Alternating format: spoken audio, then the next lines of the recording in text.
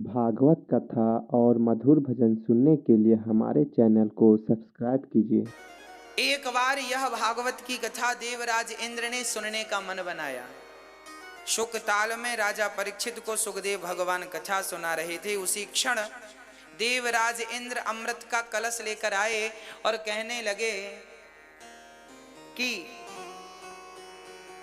हमें ये भागवतामृत सुनाओ, कथा हमें सुनाओ और कथा के बदले ये अमृत राजा परीक्षित को पिलाओ। सुखदेव जी ने विचार करके कहा, क्वा स्वधा क्व कथा लोके क्व कांचा क्व मणिर महान। कहाँ कांच का टुकड़ा और कहाँ मणि। अरे कांच के टुकड़े से मणि का क्या हिसाब है। आपके स्वर्ग का अमृत कांच के टुकड़े की तरह है और कथामृत तो मणि की तरह है। स्वर्ग का अमृत पीने से सिर्फ अमरता मिलती होगी, पर कथा अमृत का कोई पान कर ले तो उसे भगवान मिल जाते हैं, जो कि अमरता से भी कई गुना श्रेष्ठ है। स्वर्ग का अमृत कोई पिए तो स्वर्ग मिले, पर कथा अमृत कोई पी ले तो स्वर्ग नहीं, सीधे साकेत गौलोक प्राप्त होता है। ये ठाकुर जी की कथा गौलोक प्रदान करने वाली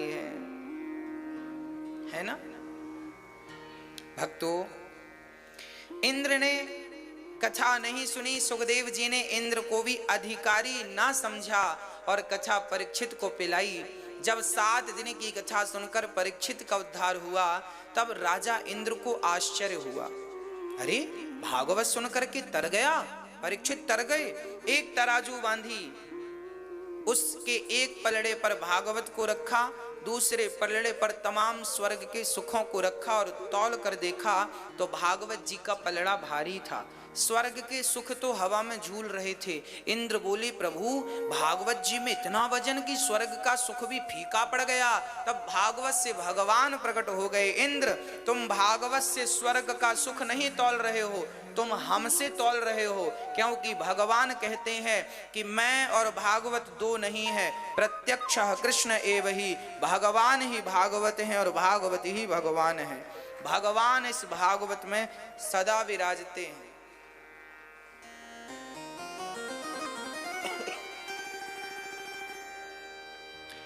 जैसे गुलाब के पुष्प में खुशबू सदा के लिए विराजमान है, चमेली के पुष्प में खुशबू सदा के लिए विराजमान है, उसी तरह से भागवत में भगवान सदा के लिए विराजमान है। यदि गुलाब की खुशबू लेना हो तो गुलाब को उठाओ और इसकी खुशबू का आनंद ले लो। उसी प्रकार भगवान का आनंद लेना है तो भागवत सुनो, भगवान का आनंद अपने आप प्राप्त हो जाएगा। भगवान की अनुभूति, भगवान की खुशबू, जैसे गुलाब की खुशबू निकलती है, ऐसे भागवत से भगवान की खुशबू निकलती है। भगवान प्रकट होते हैं इस भागवत से।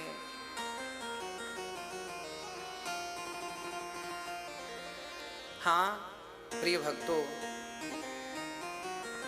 भगवान प्रकट हो गए। इंद्र का अहंकार समाप्त हुआ। इंद्र ने कहा, प्रभु क्षमा कीजिएगा, हमने अपमान कर दिया। एक बार यह भागवत देवर्षि नारद जी भी सुनते हैं। एक बार नारद जी समस्त तीर्थों का भ्रमण करते करते पहुंचे और सारी जगह गए। अहम तू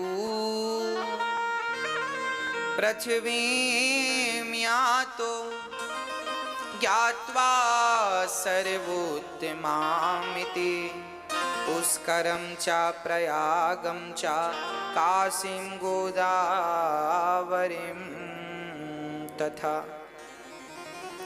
नारद जी बोले, मैं समस्त तीर्थों में गया पर शांति का अनुभव नहीं हुआ, मुझे कहीं शांति नहीं मिली। पुष्कर, प्रयाग, काशी, गोदावरी, हर एक क्षेत्र, सारे तीर्थों में गए। नारद जी भी देखने जाते हैं कहाँ क्या चल रहा है, शांति है या नहीं। नारद जी सारे तीर्थों का भ्रमण करते रहते हैं, देखते रहते हैं शांति है कि नहीं, क्या चल रहा है तीर्थों में। लोग तीर्थ आ रहे हैं कि तीर्थ पे कुछ और विचार लेके आ रहे हैं। नारद जी देखे कहीं शांति नहीं।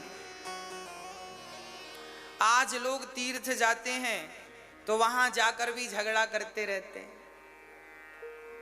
हाँ, एक मैया बद्रीनाथ जी चली गई।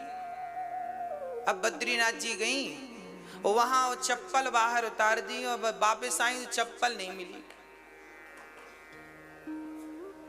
बद्रीनाथ जी में वो चप्पल नहीं मिली तो मैया आधा घंटा तक चिल्लाती रही, चोर हैं, चप्पल तक नहीं छोड़ते, तीर्थ आए हैं, चप्पल लेके चले गए। आधा घंटा चप्पल की कथा कही, भगवान बद्रीनाथ जी का दर्शन 2 मिनट में कर लिया और चप्पल का चिंतन आधा घंटे तक किया।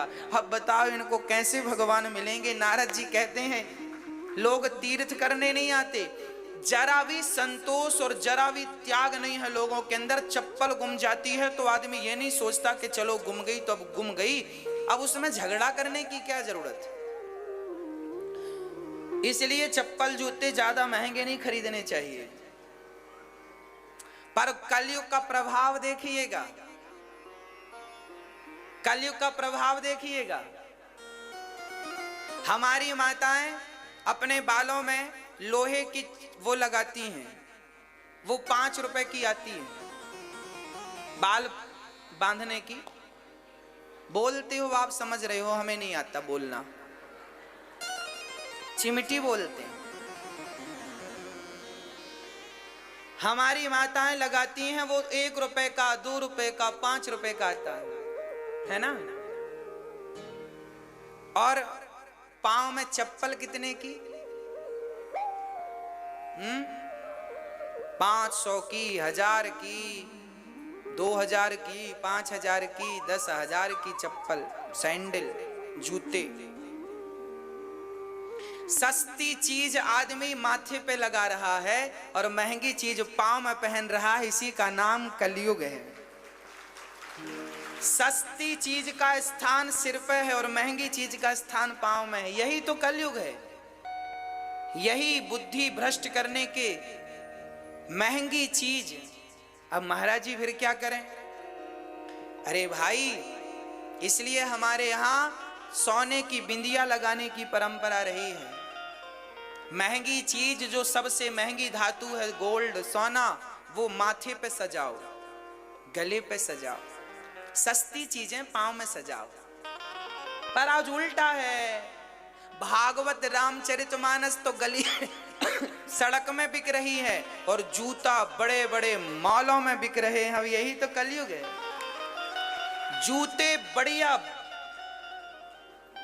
आज ग्रंथ, आपको रामचरितमानस खरीदना हो तो गली में लोग पुस्तक की दुकान लगाए बैठे रहते, वहां मिल जाएगी।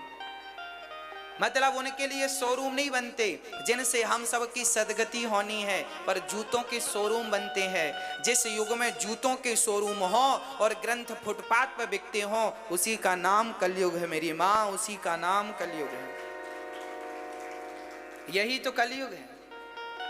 सस्ती चीज माथे पे सजाई जाती हो और महंगी चीज पांव में पहनी जाती हो, यही तो घोर कलयुग है। अगर आपको वीडियो पसंद आया होगा तो वीडियो को लाइक कीजिएगा। अगर हमारे चैनल पर नए हैं तो चैनल को सब्सक्राइब कीजिएगा।